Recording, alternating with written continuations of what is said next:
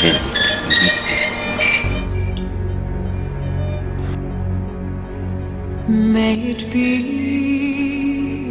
Uganda, like many sub-Saharan countries, being born preterm is a death sentence.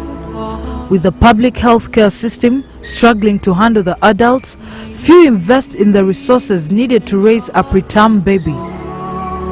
Even babies born at 28 to 35 weeks struggle to live.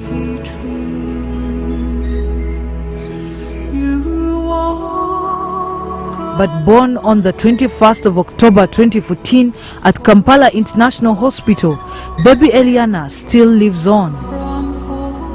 Born weighing 600 grams, she has had several challenges and lived in the hospital's intensive care unit more than in the baby nursery where she is expected to be.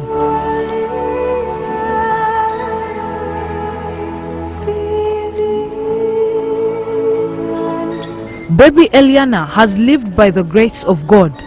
At birth, even the doctors did not expect her to live beyond a day and had at first recommended termination, but the parents refused. About 5 days after birth, Eliana suffered breathing complication and was taken to the intensive care unit for 1 week.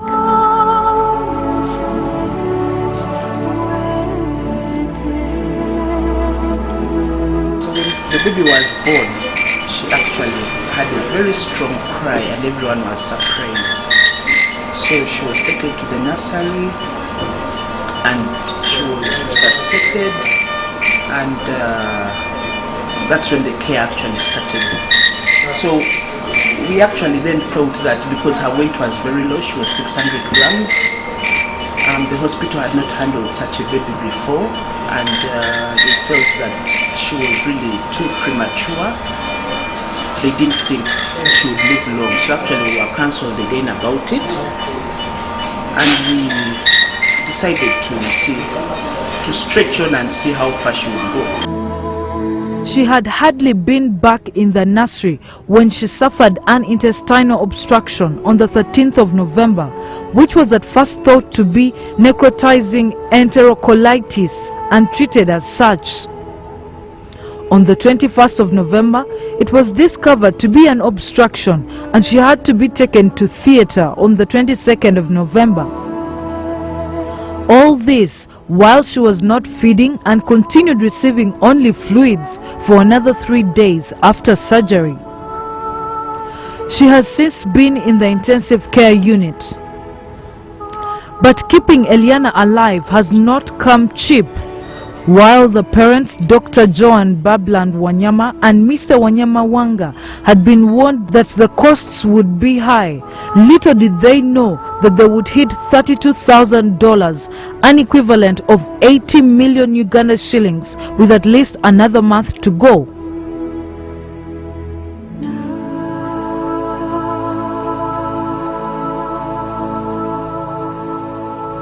When she was born, they cautioned us and said the bills would be big. And as a family we had prepared, we thought the bills would be within the range of 20 million. At the highest we were expecting 30 million. And we knew we would be able to handle that with close family. But from the bills we are seeing now, it's very clear the bills are way more than that. The last check was about 70 million and it's growing.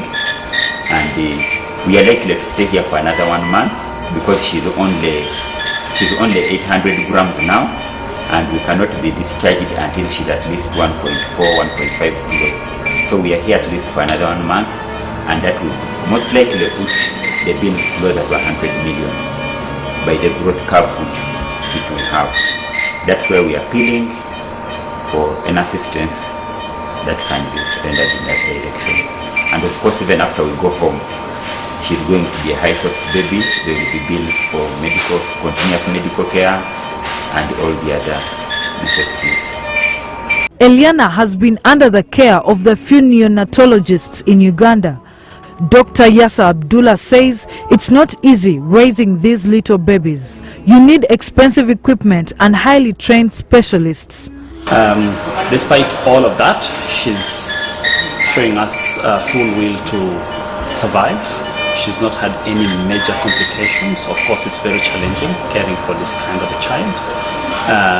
both to the medical team and to the parents. The parents need lots of psychosocial support. They need lots of funding. This is a private setting. In most of the government settings in many parts of the world was so in Africa, this child would have been gone, long gone. But she's shown us the will to survive, and would call upon anybody who is willing to support the family to come in and support this family, look after their child who has a full will to survive. The family now seeks help on the hospital bills, which are way beyond their means.